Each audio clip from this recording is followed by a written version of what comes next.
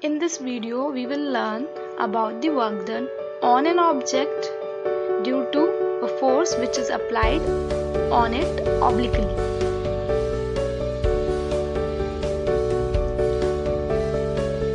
इसको समझने के लिए एग्जाम्पल देखते हैं। देखिए एक बॉय है और ये क्या कर रहा है, पुल कर रहा है एक कार को by the help of string. तो ये इस पर ऑब्लिकली फोर्स लगा रहा है। ऑब्लिकली का मतलब था तिरछी फोर्स लगा रहा है। ठीक है, देखिए कार पर जब ये फोर्स लगा रहा है तो डिस्प्लेसमेंट के अलोंग ये थीटा एंगल पर लगा रहा है, यानी कि फोर्स तो आपकी क्या लग रही है, अलोंग द स्ट्रिंग।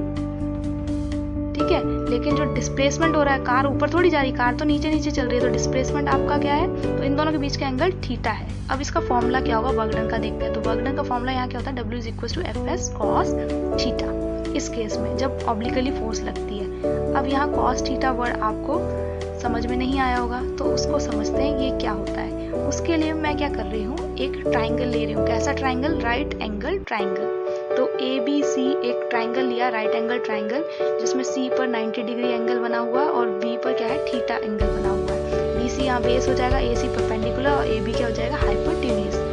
अब देखिए जरा, हम क्या कर रहे हैं, थीटा, परपेंडिकुलर, बेस और हाइपोटेन्यूज के बीच में रिलेशन बता रहे हैं। वही रिलेशन हम कॉस के टर्म्स में लिखते हैं, साइन के टर्म्स में और टेन के टर्म में। तो देखिए सबसे पहला रिलेशन क्या है, परपेंडिकुलर अपॉन हाइपोटेन्यूज, यानी P/H को हम लिखते हैं साइन थीटा।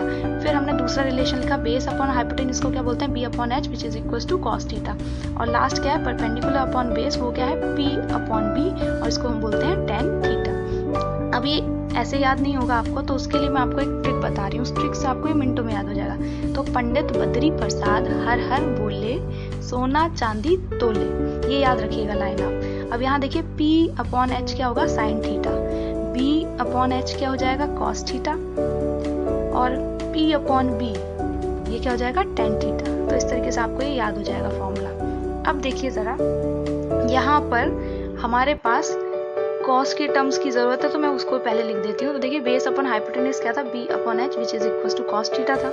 अब यहाँ पर जो H है आपका डिवाइड में लिखा हुआ है, कहाँ, लेफ्ट साइड में, तो मैं इसको राइट साइड में ले जा रही हूँ, तो ये मल्टीप्लाई का हो जाएगा, B is equal to H cos theta हो गया। अब यहाँ B की वैल्यू देखिए, यहाँ पर फिगर में क्या है, B क्या है, BC, तो मैंने BC लिख लिया उसकी जगह। H यहाँ पर क्या है, हाइपोटेन्यूज, हाइपोटेन्यूज क्या है, AB, तो ये क्या हो गई equation, BC is equal to AB cos theta. अब देखिए इस डायग्राम को, जो लड़का कार को पुल कर रहा था उससे हम मैच करा कर देखते हैं। तो देखिए स्ट्रिंग जो पुल कर रहा था वो थीटा एंगल पर थी, तो वो हाइपोटेन्यूज की तरह वर्क करेगी, यानी कि फोर्स हमारी जो है वो हाइपोटेन्यूज के अलोंग है। और यहाँ जो बेस है वो हमारा क्या है, डिस्प्लेसमेंट के अलोंग है। ओके, अब इसका मतलब हम क्या लिख सकते हैं, BC की जगह मैं क्या लिख सकती हूँ, डिस्प्लेसमेंट, और AB की जगह मैं क्या लिख सकती हूँ, फोर्स लिख सकती हूँ। तो डिस्प्लेसमेंट के अलोंग जो फोर्स लग रही है वो क्या है, F cos थीटा हो गई। हमें ये पता चल गया। और ये जो F cos थीटा है ये फोर्स ही है, लेकिन फोर्स का एक कंपोनेंट है और इसको हम क्या बोलते हैं, हॉरिजॉन्टल कंपोनेंट ऑफ फोर्स, क्योंकि हॉरिजॉन्टल में है, हॉरिजॉन्टल है ये, है ना। तो अब इसके बेस पर हम निकालेंगे वर्क डन। तो देखिए वर्क डन हमें पता है क्या होता है, force multiply displacement in a same direction. अगर सेम डायरेक्शन में फोर्स लग रही है, उसी डायरेक्शन में डिस्प्लेसमेंट हो, तो उन दोनों का मल्टीप्लाई करेंगे तो वर्क डन आता है ना।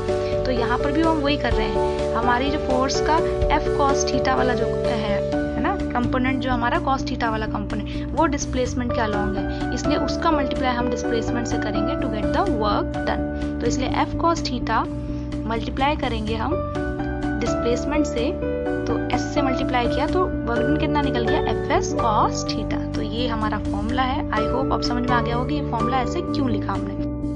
देखिए जैसे जैसे एंगल चेंज कर देंगे cos थीटा की वैल्यू भी बदलती जाएगी। तो कुछ एंगल्स पर cos थीटा की वैल्यू फिक्स है, तो उसके बारे में हम पढ़ लेते हैं, जो न्यूमेरिकल में हम यूज करेंगे। जैसे cos 0 डिग्री 1 होता है, cos 30 डिग्री √3/2 होता है, cos 45 डिग्री 1/√2 होता है, cos 60 डिग्री 1/2 होता है, cos 90 डिग्री 0 होता है, cos 180 डिग्री -1 होता है। इन वैल्यूज को हम यूज करेंगे किसमें, न्यूमेरिकल में। अब ये जो वैल्यूज हैं ये थोड़ी हार्ड है याद करने के लिए, तो इसके लिए भी मैं आपको एक ट्रिक बता रही हूँ, जिससे आप इजीली cos की वैल्यू फाइंड आउट कर सकते हो इन एंगल्स पर। तो उसके लिए हम क्या करेंगे, एक टेबल बनाते हैं। ये टेबल बना लिया पहले हमने। अब क्या करेंगे, देखो 0 1 2 3 4 लिख दिया। अब इसको डिवाइड कर देंगे किससे, 4 से, सबको।